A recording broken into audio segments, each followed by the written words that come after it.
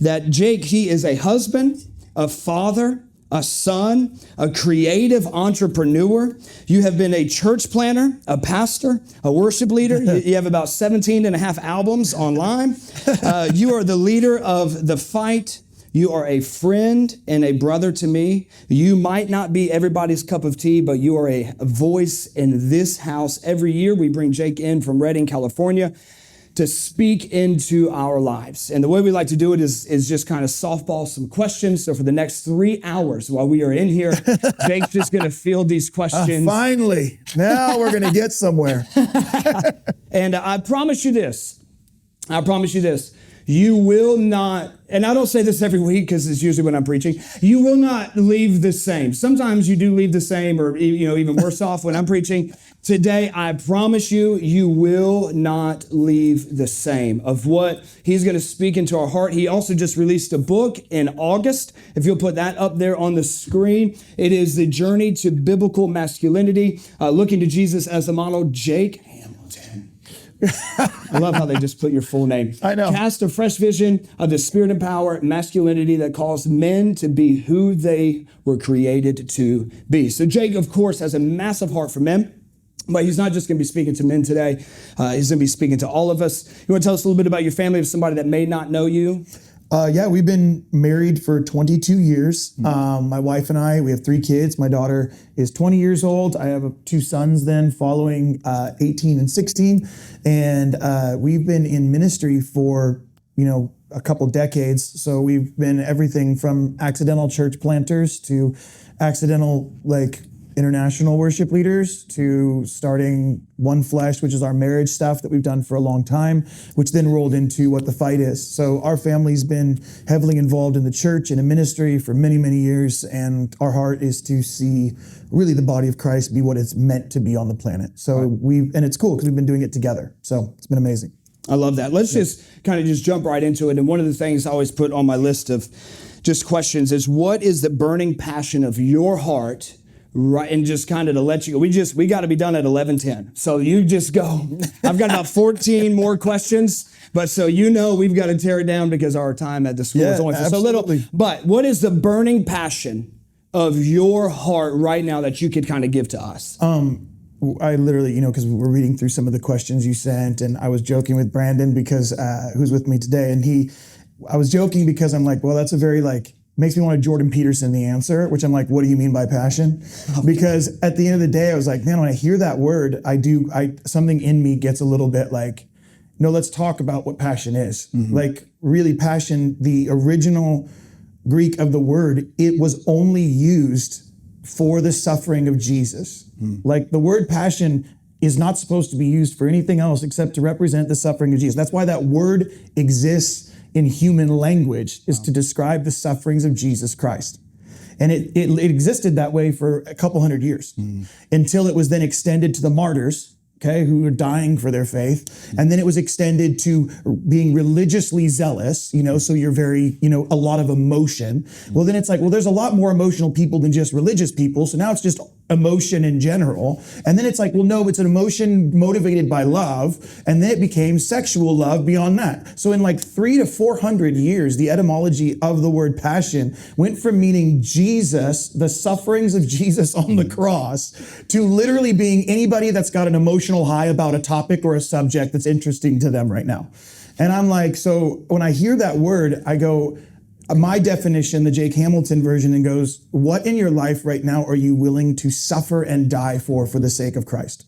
That's what passion is. If that, to me, I'm what in your life today are you willing to suffer and die for? And for me, that is ultimately my family. I'm going to do marriage well, come hell or high water, and I'm going to love my children well, regardless of what that costs me on earth. Because if anything else becomes irrelevant. When I take my family unit and go beyond that, I go, now I want that for every single family that our family comes in contact with. Wherever that is, not just in church, everywhere we go, it is my beating heart that we would suffer and die well for the cause of family on earth, for the transformation of culture into the kingdom of God. That was a whatever answer, but okay. It's a throwaway. You can throw that one away. We'll probably edit that out. All right, y'all have a good Sunday. That's good. Y'all just chew on this for the next week. We'll just put that on repeat. All right, so in that, because of family, I know your heart for it. You said something the other night at dinner, and I literally took my phone out in the moment, right after you spilled water all over my lap. And I took my phone out in the moment, and I wrote this down. You said arguments, because we hear the thing family, and we all know, like, hey, family life is not peaceful bliss at home, right? But you said arguments are pain asking for love. Yeah. So what do you mean by that? So really, if you've heard me ever share here before, you're going to marry all of your triggers. That's the way this works. You're going to marry every trigger in your life. And it's not the devil. That's the hard part. We're like, oh, it's a hard season. I'm just being triggered by my wife. I'm being triggered by my husband, which is now in social media where trigger is like everywhere. But the idea is I'm being emotionally moved in the most painful ways by this person who's supposed to only bring me love. Realistically, right? That's what a trigger is. I'm bringing past pain into a present moment, creating future realities that I no longer have control over. So now I'm scared. I'm upset. I'm frustrated. I'm bitter. I'm resentful. All the things. I'm anxious, whatever, just a million words in there, right? So what happens is an argument is actually an invitation in a marriage or in any relationship you're in. Arguments are invitations to greater levels of understanding about yourself and others. That's what an argument is. I always say that, like, right now on social media, there's a bunch of people commenting a bunch of stuff on some of my posts. And it's fun because they're like, well, it's like, we need to have like agreement. And I'm like, agreement is the lowest form of connection. If you only hang out with people you agree with, you are going to end up being a very lonely person. Because the highest form of relationship is I'm being triggered. I'm in this argument. I'm in this frustration, but it's an invitation for me to understand things about myself and about others that I don't have experience with. And when you marry your triggers, which again is super encouraging, that basically you're marrying all the things in your life that hurt you, it's for a purpose. It is an invitation. Why? Because you're in this room singing these songs this morning. Do you hear the words you're singing? You're literally inviting him to be Lord and King and Judge and all these things in your life. And then he shows up and does it, and we're like, I don't really want that. And guess who's going to invite you into that more than anyone else on the planet? Your spouse. Because your spouse will go, hey, I don't like that about you. In the most usually unkind ways you could ever imagine. Not because they're trying to, we've just never been trained in this. Nobody's taught us how to have hard conversations to make the other person feel seen and loved even when we're in a disagreement. So all we have is weapons. So I'm just going to use every weapon I have, which is keep your distance from somebody who doesn't agree with you. And so in this space of being triggered, you get the invitation because your spouse will remind you, and your children eventually, will remind you every single day of the places you still haven't received healing. That's the reminder. Why does it hurt me when they say it that way? Because it's not them, it's me. Because if I was healed in that area, you could take a hit at me and I would still be okay. But when you say something and I'm responding and reacting to it, it's because there's a part in me that's still not healed in that area. And I need you to say those things so that I can greater understand where I need healing and where we can go deeper into intimacy. And yes, that's in marriage, but we can do that. Like there's friendships. Brandon and I, there's like loads of friendships we're around where we can invite that. We can make space for that. Right. Hey, I don't agree with you. Okay, cool. Tell me more. Instead of you're wrong, because if your goal is to be right, you're already wrong. That's the whole point. If your goal is to be right in any conversation, any connection, you're already wrong. Because the goal of disagreement is to find greater levels of connection that we didn't have prior to the disagreement. So I hope that makes sense. But I'm like, oh, it does. Yeah. All right. So kind of on the triggers thing, because it is such a trendy word now. Yeah. But I believe this wholeheartedly. But I know in our culture as well, I think sometimes people will hear about counseling or they hear about working things out specifically from their childhood. And sometimes people roll their eyes to that of like, oh, what are you going to tell me that something happened in my childhood? And now, can you just speak to that of if someone's sitting here or maybe they're watching and they say, well, I don't believe my childhood has influenced and affected me right now, what would you say to that person? Okay, let's test it on you. No. Yeah. Okay. I do believe it. No, I know you do, but I'm going to give you the example. Okay. So, tell me one thing you're afraid of. Just one thing. What are you afraid of? And the rest of this interview? Exactly. Just something silly. Like, doesn't even have to be super deep. Just silly. Like heights. You're afraid of heights. Great example. Do you think he was born afraid of heights? There you go. So there's your answer. That's your answer. You're afraid of things today because you were taught into them. You weren't born with them. That's how your childhood is still defining your life. Your child, so this is the way it works. We know your spirit, right? That you are more spirit than you are flesh. There's a part of you that is eternal, was with God prior to your birth, and will be with God beyond your death. That's what we believe. But think of it like a computer. So if I had a hard drive, just a hard drive, and I handed it to Trevor and I said, Trevor, I want you to write me a Word document. He would go, well, I'm missing a few things. This is just a hard drive. Okay, well, let's put that hard drive in the body of a computer inside the box, laptop or desktop. You insert that spirit into the computer. Okay, now it's got a body. So the spirit has a body. Now I say, Trevor, write me a document. And he goes, well, I'm still missing something. Well, what are you missing? Programs. It needs to have the programs to then print out, spit out, do the thing that I'm asking it to do. We know that psychologically, between the ages of 0 and 7, you are a blank hard drive, and you are being programmed into your future responses and reactions to your entire life through those first 7 years, and you are still printing out documents based on that program. Wow.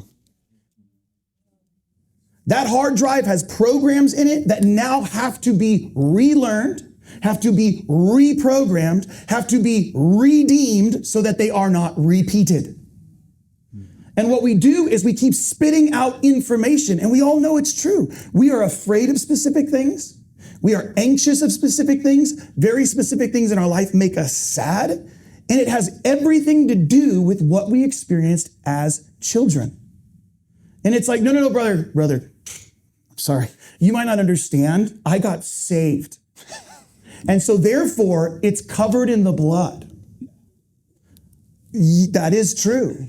But God didn't save you from your story. He saved you from your sin. And those are two different things. How do we know that's true? Well, because when Jesus resurrected from the grave, what is the only thing he keeps? His scars. And we spend the rest of our Christian lives trying to hide our scars instead of showing them off. We're the ones who go, no, I'm Christian. I don't have any scars anymore. Jesus saved me. No, he saved you from the ramifications of your story. He saved you from the ripples of your story, tearing apart your life and others around you. But your story is still your story. Your scars are still your scars. What does Jesus do with his scars? He doesn't wander the streets and tries to hide them. He walks into this relationship. He walks into the room with his disciples, and he uses his scars to destroy doubt. Doubting Thomas says, I won't believe. Right. I won't believe. And what does Jesus tell him? Go look at the empty grave? That's what we do in church. Don't worry, brother, Sunday's coming. That's encouraging, except to a person who has tons of scars and doesn't want to look at the empty grave. They want to know you're a real person. And the way you get past that space is, here's my scars. You don't believe? That's awesome. I didn't either. Here's all my scars. Here's all my woundedness. Here's all my pain. In fact, don't just look at it. What does Jesus do? He says, get inside of it. That's called empathy, by the way. So when I get inside the scars and the pain of another, I begin to believe that he's as good as he says he is. He's as amazing as he says he is, because you're still in that process. And that process is leading to a promise that you haven't yet seen, but you know is to come. And so for us, when we engage with pain in that way, when we engage with our scars and our woundedness, we can get to places we never thought we could in any other way. This is the way that we do it. And we can't avoid it. I wish we could, but that would be nice. What's a 30,000 foot view of how you would engage with those scars? Like that last part you just said, for someone's like, all right, I hear this, or I'm sitting here, I'm watching whatever. How can they engage in that? It's very simple and ridiculously hard, which is I have to start being 100% honest. You will only experience transformation to the degree to which you are honest with yourself and others. End of story. That is, you will not, well, I want my marriage to change. Okay, do they know everything about you? Well, not every, I don't want to tell them this part because it might hurt them. Well, then you don't want transformation. I would put it that bluntly. You will only have intimacy and depth and connection to the degree that you are known. Why do you think God says, He says, I know the desires of your heart. The Lord doesn't look at the actions, he's looking at the heart. What is he saying? He's saying, I want the honest version of you, not the version you created to placate all of your pain around you so that other people like you so you don't have to look at your pain. Yes, if you're totally honest to your spouse, it might blow your marriage up. But guess what? If you hear that 5 years into marriage, it's going to be way different than if you hear that 20 years into your marriage. So start it when you're 5 years in. Do you see what I'm saying? If you're hiding stuff for years and years and years, of course it's going to be harder to say. But if you're only a few years in, you go, hey, I'm going to let you know, like this is my story. And some people are like, no, dude, we work with men a ton. So they're like, well, my wife will leave me. No, what you're saying is your marriage will blow up. But we believe, if we're actually Christians, then what do we believe about death? It's resurrection. It's always a pathway to resurrection. So if I believe that my marriage, that version of my marriage is going to die, then guess what's going to resurrect on the other side? Something better. But we don't honestly believe that, so we lie. And if we want to get to the scars and we want to see redemption and transformation, honesty is the only way. Complete and total honesty so that we can be witnessed. I don't know if it's in the same vein as that answer, but if someone's, listening and they say, man, I'm in a kind of just one of those blah seasons. Yeah. In their life, maybe their marriage, maybe their career, maybe whatever. What would you speak to them? They come to you, Jake, I am in a blah, just kind of going through the motions season. What would you say? Yeah, I would start to look at how they got there. So I'm unpacking a story. So we are products of the story that got us to where we are today. So I would go, tell me the emotion that's connected to blah. Like what's happening in you? Like, I'm bored. Okay, oh, you're bored. Okay, or are you depressed? Are you sad? Okay, where's the sadness coming from you? Are you afraid? So you're avoiding, and that's brought on the blah, because I'm avoiding what I don't want to look at, because there's a whole lot going on. There's a reason the blah exists, and my job when I'm working with men or marriages or any of these pieces, we're going, what brought that season on? What emotional response is driving that season? Because blah is always connected to detachment. Always detachment. So if I'm bored and blah, and it's just I'm Eeyore. It's what you're there for. It's a protection mechanism, right? That's what it is. It's me protecting myself from something I don't want to look at. Oh, I don't want to. Well, hey, let's go do so. Oh, I don't want to. And we meet these people, and then what we do, instead of engaging with their blah, we try to drag them everywhere, hoping they'll get out of it. Which never works. It just makes us pissed. You know what I mean? It just makes everyone frustrated. We're all angry. Like, you just are, why did I even bring you? And it's what we really need, what we're asking for when we're in that season is, will somebody ask me what's really happening beyond what I'm showing you? Will somebody ask me a deeper question? Will somebody invite me in deeper into relationship because I want to be seen?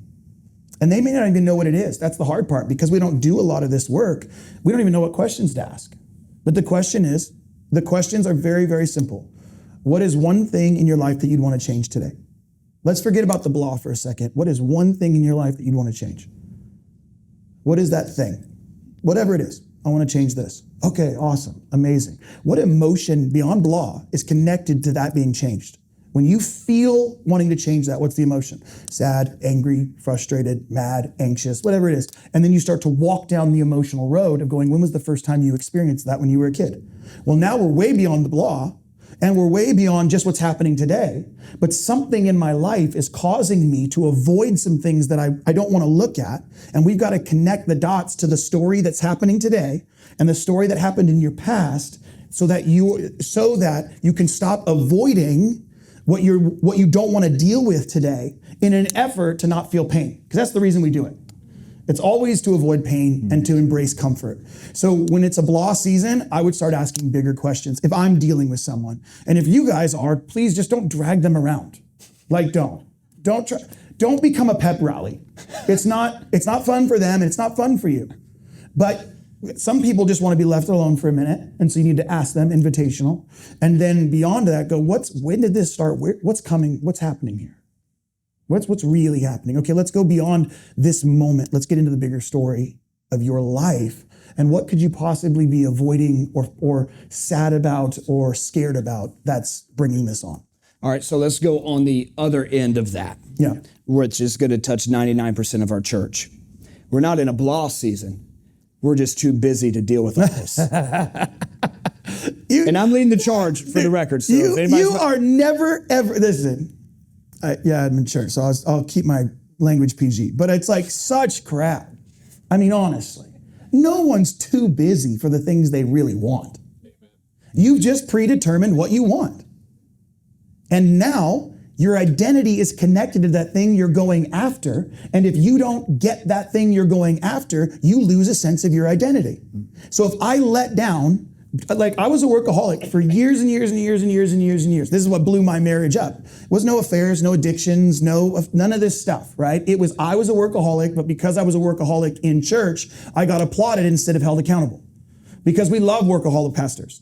That's like, if you're workaholic and you're in ministry, you're like the hero of everybody. Nobody's going to tell you to slow down because they benefit from you working harder. In the name of the Lord.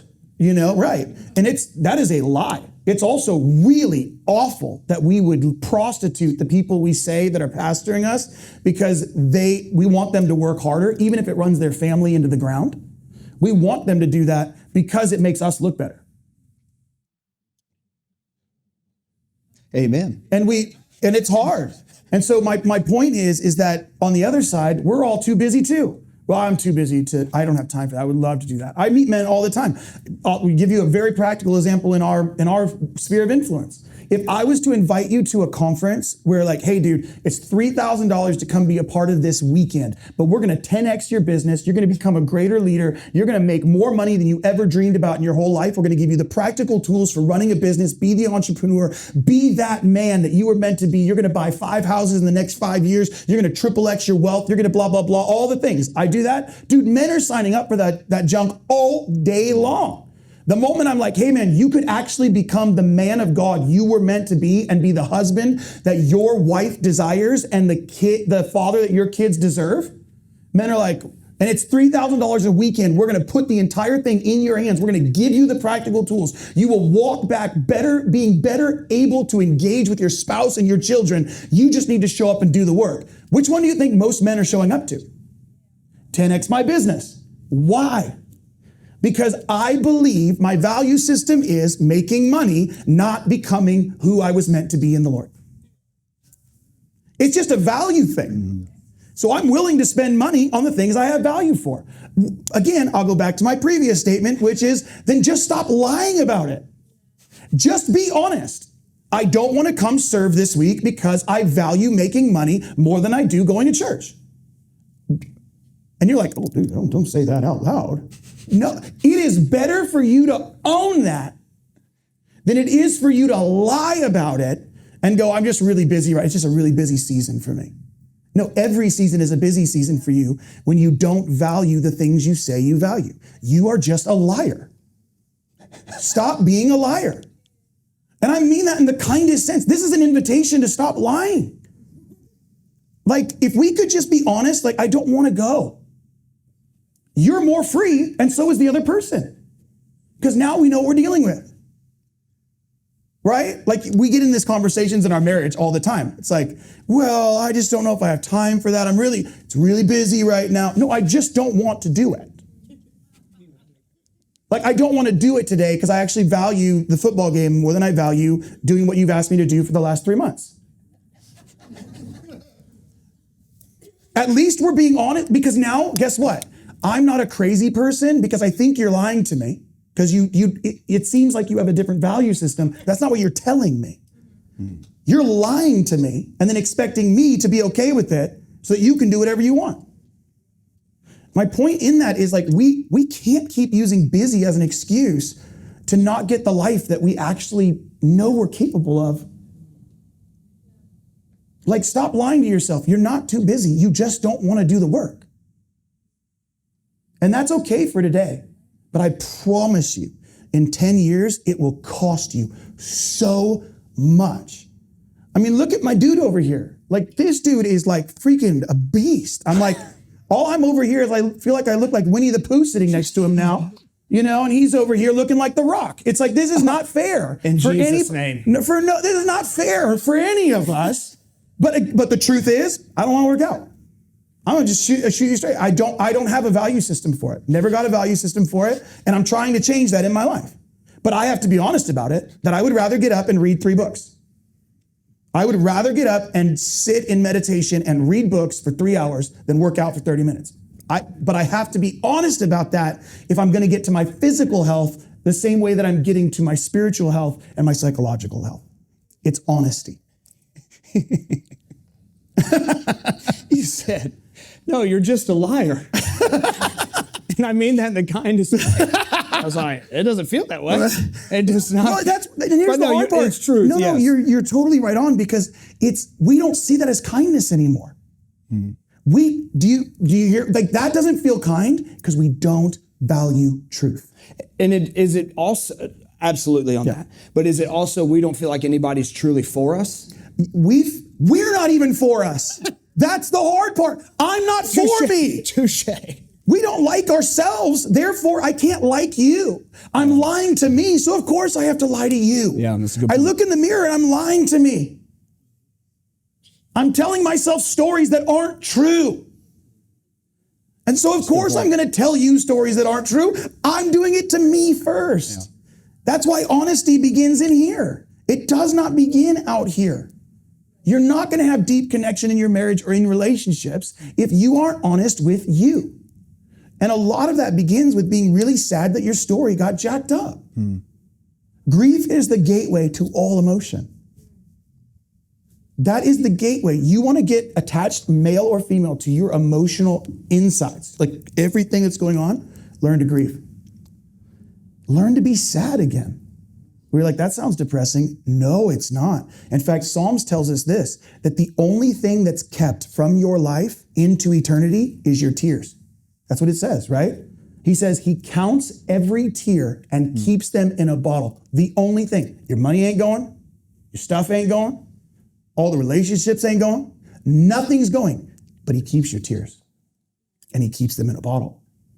So my point is, if we're not offering him the one thing that he's keeping, why not?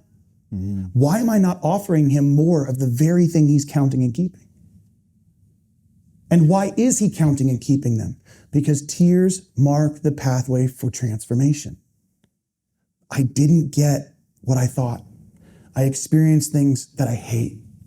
If that doesn't make you sad, I don't know what will.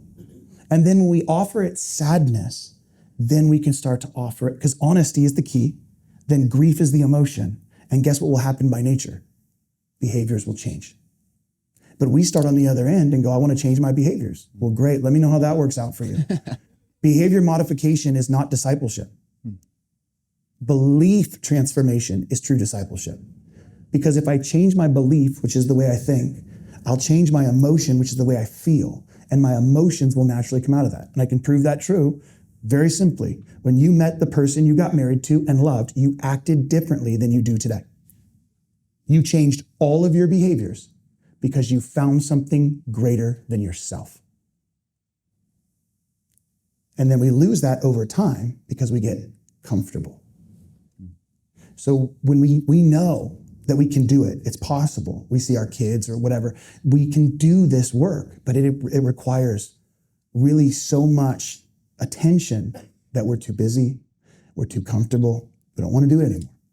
And it's really sad. You said something in there and I want to go back to it. And I don't remember exactly how you said it, so forgive me, but you said something about you admitting that your story got jacked up, or I don't. Yeah, your story got hijacked.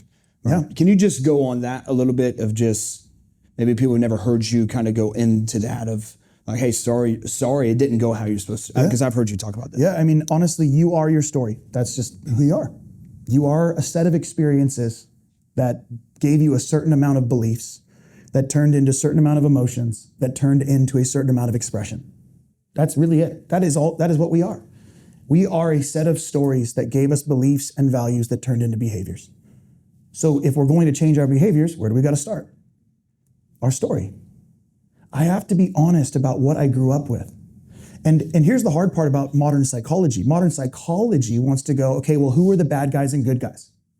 That's kind of not helpful. It's just not helpful. You're a bad guy. This person was a good guy. This person helped, so they're good, and then they were bad over. People aren't like that. You are a mixed bag of good and really evil stuff.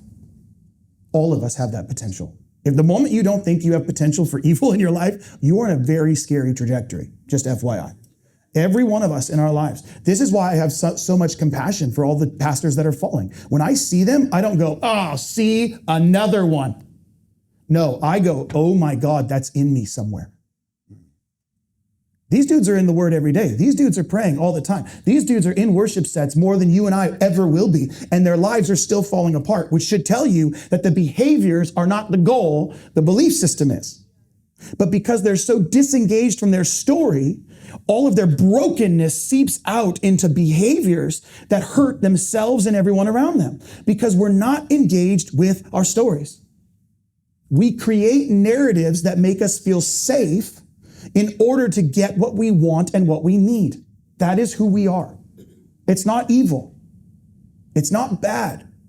Brokenness begets brokenness.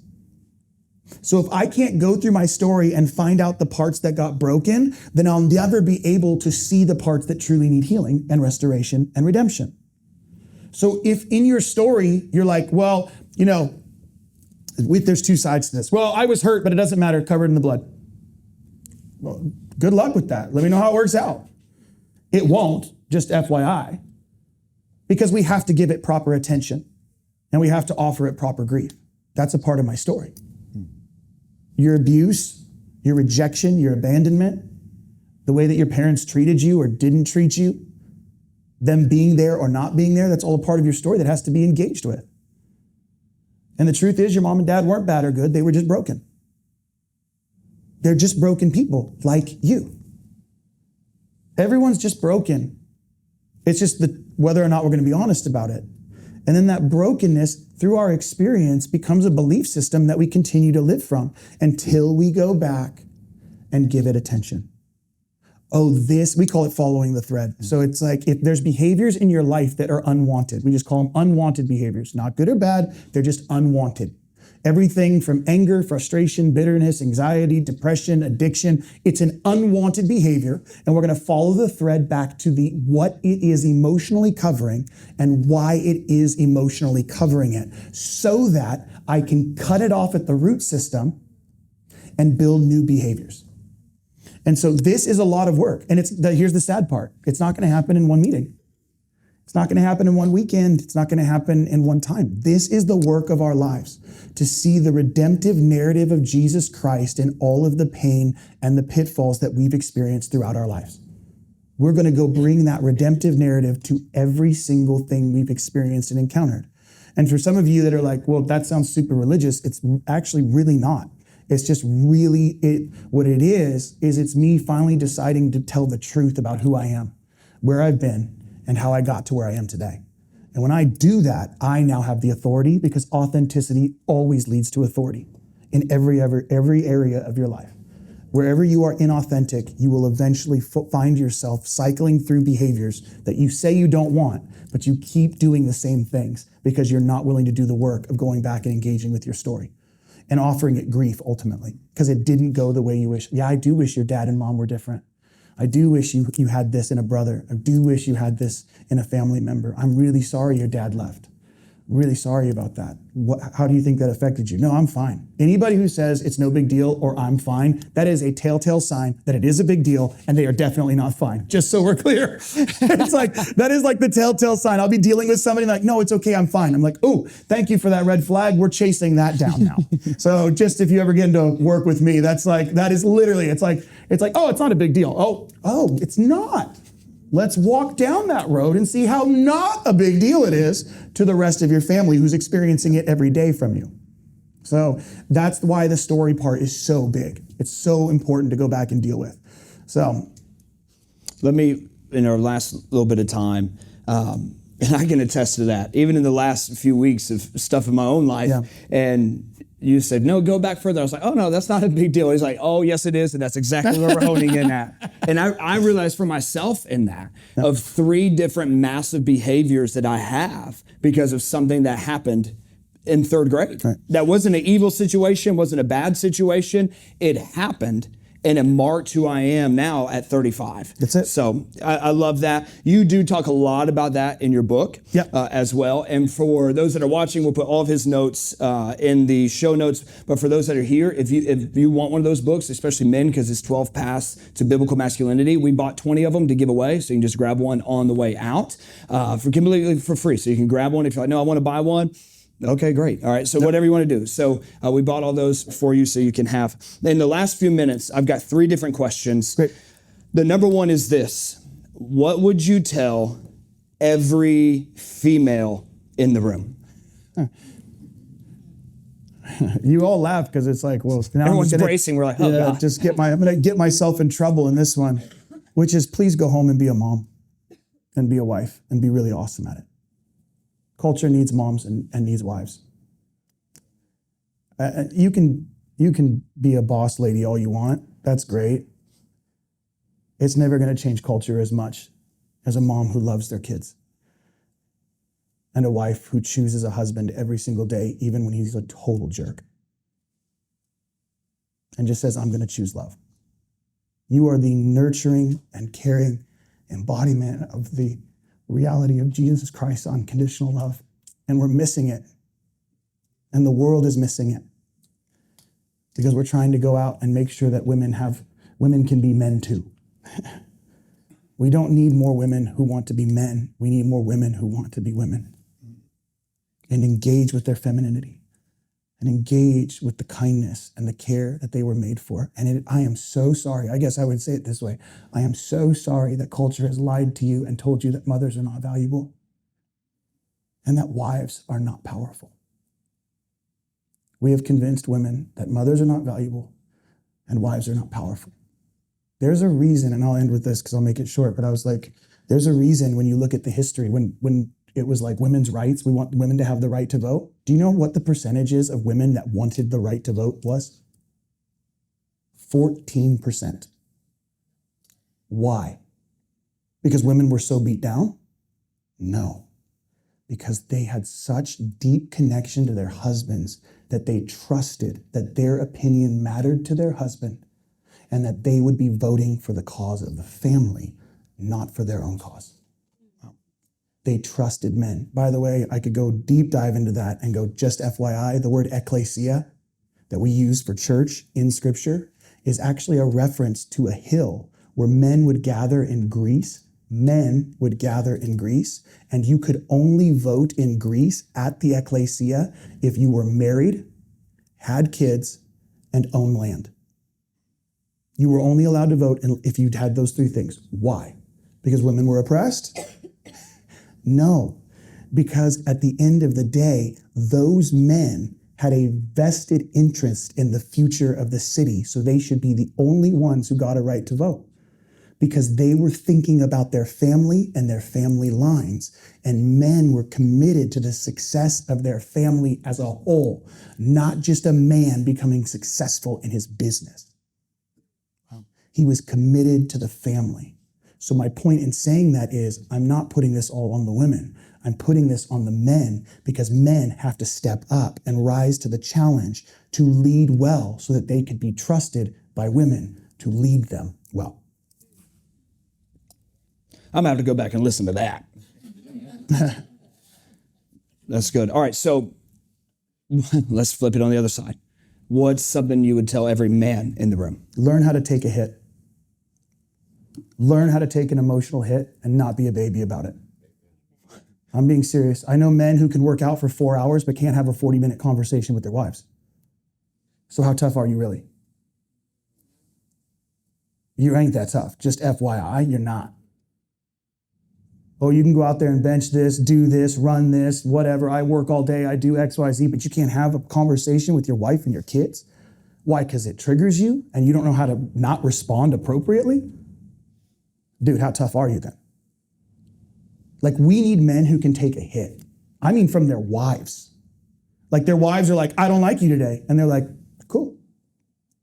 You're amazing. Because a man, see, the thing is, a woman wants two things. She wants security and stability. That breaks down into 100 different things, but this is bare bones. A woman wants security and stability, but a man wants to be desired and respected. So the reason that you're triggered is because your deepest desire, your deepest longing as a man is to feel desired, and it's not just sexually, but even in relationship. Like, oh, I love what you're doing, Trevor. You're amazing man to man. You are a guy. I love what's going on at Champion Church. It's so great. I just really want to be able to be there. I think it's amazing. We do this because I do believe that. But all of a sudden, what does a man feel? A man goes, whoa, yeah, maybe I do have something cool. Maybe I do have something awesome. So a man wants desire and respect. That's all a man wants. And a woman wants stability and security. That's all we want, bare bones, okay? But men, you have to go first. And usually women in the room, when I'm like, no, men have to go first, are like, well, we did that. That's called patriarchy. I'm like, oh God, make me throw up. This is what it is because men didn't get trained to go first in the ways that they were supposed to. They settled for systems and structures. So men, because they weren't desired and respected, they went to systems and structures. So now I'm the head of a system and structure. I go first. No. Men don't go first in systems and structures. Men go first in serving and sacrifice. That's how a man goes first. And the model of that is in the man, Jesus Christ. I don't care how good your daddy was, your uncle was, your grandpa was. We need a model that is eternal, unmovable, regardless of circumstance. Regardless of situations, we need an unmovable source of male energy that allows us to understand what it looks like even when it doesn't go the way we want it. That is Jesus. That's why Jesus is the ultimate model of a man. Because now he's able to take the emotional and physical hits to be able to stand firm, unmovable, and unshakable in any and all circumstances. Now, that does not mean a man is not honest. What did I say earlier? It's got to be emotion, right? So I have to be connected to my emotion. But where a woman is allowed to engage with her emotion so that it creates motivation, a man is in a moment, my wife's going through something, I have to know what I'm feeling. I've said this before, know what I'm feeling and be able to go, this is what it is. I'm looking at it. As a man, this is the emotion. Now I'm going to put that on a shelf for maybe a day or two because my wife needs me, but I'm not going to forget about it and I'm not going to repress it. It's right there. I know what it is, and I'm going to get to it. But my wife, my children, my community, my family, my culture needs a stable force. So I'm going to create that stable force and be unmovable and unshakable, even if I don't get the results I thought it would get me. But that's the key to when you know you've walked into mature masculinity. That's the key. Because the moment my wife goes, well, I don't like that. If I go, well, I don't like you. Well, that's a little boy. Little boys do that. Children do that. That's not a man. Men know how to hold on to their emotions and go, I can take that hit. What don't you like about it? You know how safe a wife feels when a man is able to do that? Well, what don't you like? I thought you said you were going to do blah, blah, blah, blah, rattle off. Well, because what's a wife asking for? Am I safe with you? Are you going to be a man of your word and do what you say? I need to know that because if this is an unstable connection, I need to know because I need to create safety for myself. So a man needs to learn how to take those emotional responses and give them space so that even his emotions he can put on a shelf, go, I know how to get to this. I know where it is.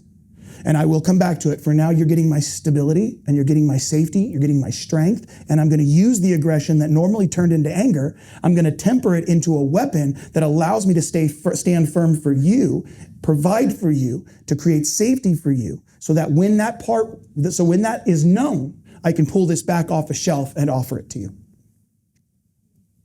That's the cycle that a man should be going through with his own emotion, with his own experience, with his own connections. But the core of that is men have to learn how to take emotional hits and not be moved by them or react to them so that they can create stability and safety in their home. I'm also going to go back and listen to that one. Last thing. We have several parents in here that have teenagers. And we were at dinner, and I even told you in vulnerability, things I'm dealing with my son. My son just turned 10 last week, and noticing some space, some separation. Mm-hmm. And so, I asked you about that. And I would imagine, again, I'm not a parent of teenagers right now. For parenting, it's every man for himself. Okay, so that's, but what would you say to every parent of a teenager that's in the room or watching? It's going to suck. Amen. But again, like it's the same thing with the pain. It's not bad. This is a human being who God designed, could have put in any home and chose to put him in yours. So you already have the resource by design for whatever they're asking for. But there's two pieces to that. If you have a teenage son around the ages of 10 to 16, somewhere in there, the age of initiation, a man, a young boy transitioning into manhood, if he does not get proper separation from his mother to walk into the world of the masculine, because there's no invitation by the father, he will make himself ugly to the mother. Some of you are experiencing that and don't know why. Why is my son, who's now a teenager, trying to make himself ugly to me? He's pushing you away. What he's asking for is that they shouldn't be disrespected. You understand what I'm saying? I'm just giving you the root cause. We shouldn't have disrespect. We shouldn't have those things. But have you seen those memes or the short videos that are on Instagram, social media right now, where they do like a prank and the son tells the mom to shut up and watches the reaction of the dads in the room? And it's just like a series of them. And it was a joke. They're like, I'm joking. And the dad like whips out the chair. One dad gets up and picks up the chair. It's like, it just gets a little aggressive. But I'm like, no, that's the response. We're not going to put up with disrespect to our wives. But I want you to understand that a son is making himself ugly to you because he needs separation from the feminine, because he's longing to be in the world of the masculine. So that is what he's asking for. So men, your job at the age of 10, 11, 12, 13, 14, 15, 16, that age, when they leave the care of the mother, is you have to show up for your sons and find out what moves their heart. And if you're too busy for that, you shouldn't have become a dad. If you're too busy to engage with your teenage sons, I got to work all these hours. You're choosing to work all those hours because of a lifestyle that you want. So you have to decide what you want, a specific lifestyle or a generational legacy. That's up to you, because wealth takes one generation, but legacy takes 3. That's why God is the God of Abraham, Isaac, and Jacob, and not just the God of Abraham. But nobody wants to be Abraham because he doesn't get to see any of it. But he chooses to suffer for it so that his great-great-grandkids get something better than he was given.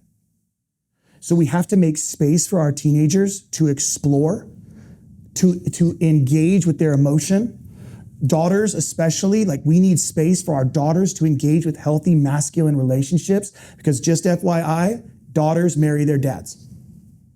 Just so you know. That's the way it worked. And you're like, well, how does that play out? Listen, I work a lot. I was a workaholic, right? That's what I told you. So can you guess? And I was gone a ton. I traveled a ton. So guess what my wife experienced growing up with a dad? She didn't have one. He was gone. He left when she was 2. So it was very safe for her to be back in a relationship where I'm gone all the time. So in order to correct that pain in my wife's heart, I had to sacrifice. Dude, I left all of worship leading just to go home. I could have easily just gone down that road. Been a super famous Christian celebrity guy. But I also would have lost my marriage, even if we stayed married.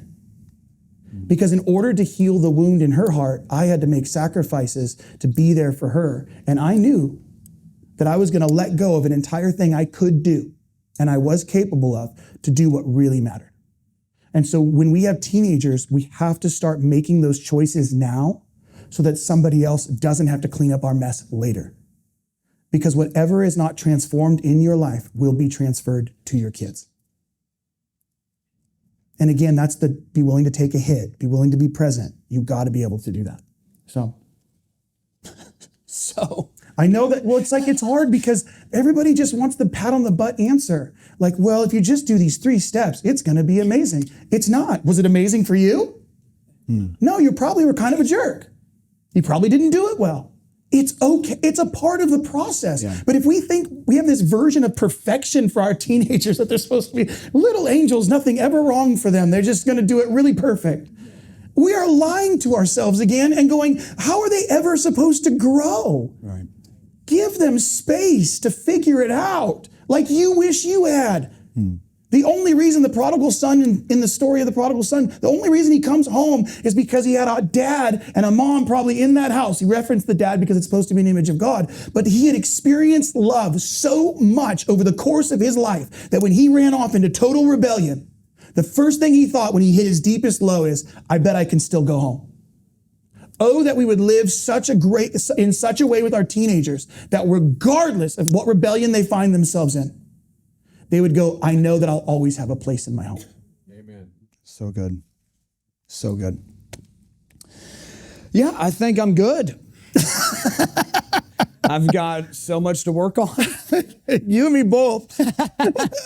So this is why, this date has been on the calendar 6 months or whatever. This is why we bring Jake in. It just gives a different perspective. It gives a different look at it. Again, if you want one of his books, we got him out there.